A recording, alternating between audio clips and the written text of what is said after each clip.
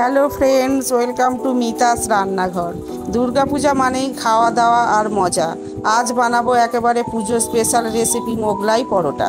এখানে আমি 400 গ্রাম ময়দা নিয়ে নিয়েছি। ময়দার মধ্যে 1 চামচ লবণ, 1 চামচ চিনি ও 4 চামচ রিফাইন্ড অয়েল দিয়ে ভালো করে আমি ময়দাটাকে মেখে নেব।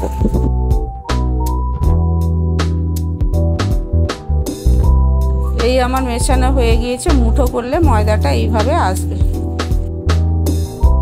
এইবার আমি অল্প অল্প জল দিয়ে ময়দাটাকে ভালো করে মাখিয়ে নেব। এরপর হাতে তেল দিয়ে ময়দার উপর দিয়ে আমি ভালো করে মেখে 30 মিনিটের জন্য ঢাকা দিয়ে রেখে দেব। এরপর কড়াইতে আমি 2 চামচ তেল দিয়ে দেব। তেল দিয়ে দেওয়ার পর 1 চামচ গোটা জিরে, 1 চামচ কালো জিরে দিয়ে একটু নেড়ে নিয়ে তার মধ্যে পেঁয়াজ বাটা, আদা রসুন পেস্ট দিয়ে ভালো করে নাড়াচাড়া করে নেব। কাঁচা লঙ্কা 1 চামচ দিয়ে দেব। দিয়ে তার মধ্যে আমি আগে থেকে কেটে রাখা টুকরো করা আলু দিয়ে দেব।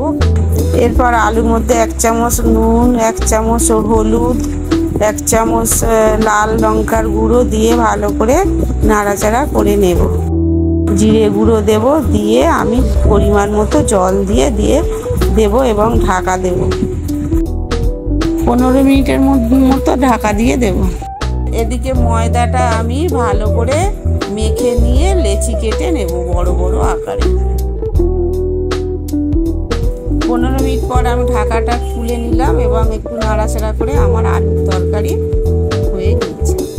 এরপর কড়াইয়ে 2 চামচ তেল দেব। তেলের মধ্যে 1 চামচ পেঁয়াজ বাটা দিয়ে নাড়াচাড়া করে তার মধ্যে দেবো 1 চামচ আদা রসুন বাটা দিয়ে আবারও নেড়ে চেড়ে নেব।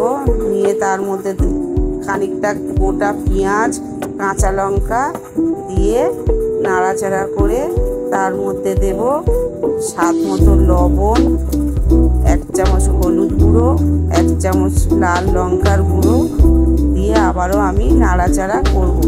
তার মধ্যে দেব বিস্কুটের গুঁড়ো দিয়ে আমি সব ভালো করে নাড়াচাড়া করে নেব। এবার লেচিগুলো একটু তেল মাখিয়ে নিয়ে আমি গোল করে বেলে নেব। খুব পাতলা করে লেচিটাকে বেলতে হবে, মোটা হলে হবে না। একদম পাতলা করে নিয়ে 2 ধার দিয়ে একটু অল্প করে মুড়ে দেব।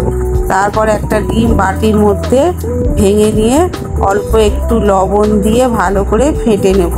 নিয়ে তার মধ্যে আমি দেব কুচানো পেঁয়াজ, কাঁচা লঙ্কা দিয়ে ভালো করে নাড়িয়ে নিয়ে তার মধ্যে বিস্কুটের গুঁড়ো যেটা করে রেখেছিলাম সেটা আমি 2 চামচ দিয়ে ভালো করে মাখিয়ে নেব।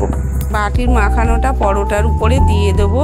দিয়ে চামচ দিয়ে ভালো করে খেলিয়ে দিয়ে পরোটার 2 পাশ দিয়ে আমি মুড়ে দেব।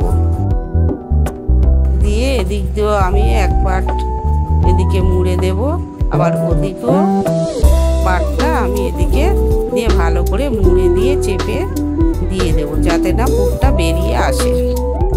কড়াইতে বেশ কিছু পরিমাণ তেল দিয়ে দেব।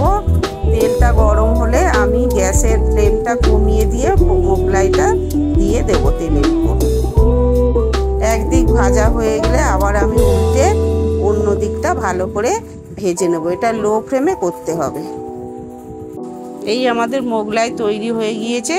আমি পিস পিস করে কেটে নিয়ে নিলাম।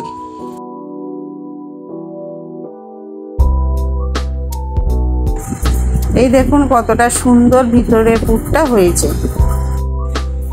এবার এটা আমি পরিবেশন করব আলুর তরকারি ও টমেটো সস দিয়ে।